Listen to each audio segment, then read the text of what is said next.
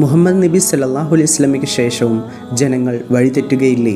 അവർ പ്രവാചക ചര്യ വിട്ട് സഞ്ചരിക്കുകയില്ല. അങ്ങനെ സംഭവിച്ചാൽ ഇനിയൊരു പ്രവാചകൻ നിയോഗിക്കപ്പെടാത്ത സ്ഥിതിക്ക് അവരെ നേർമാർഗത്തിലേക്ക് തിരിച്ചു കൊണ്ടുവരാൻ അള്ളാഹു എന്തെങ്കിലും സംവിധാനം ഏർപ്പെടുത്തിയിട്ടുണ്ടോ?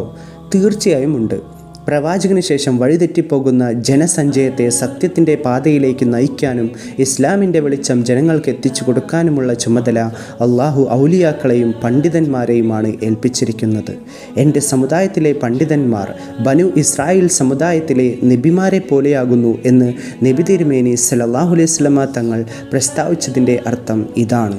തൻ്റെ നൂറ്റാണ്ടിലെ ഏറ്റവും വലിയ പണ്ഡിതനും വലിയും മുജദ്ദിദുമായിരുന്നു ഹസ്രത്ത് ഹാജ മുഈനുദ്ദീൻ ചിശ്തി റളിയല്ലാഹു അൻഹു.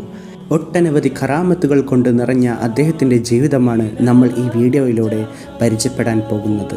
നമ്മൾ തുടങ്ങുന്നു അജ്മീറിൻ്റെ തീ സുൽത്താനുൽ ഹിന്ദ്.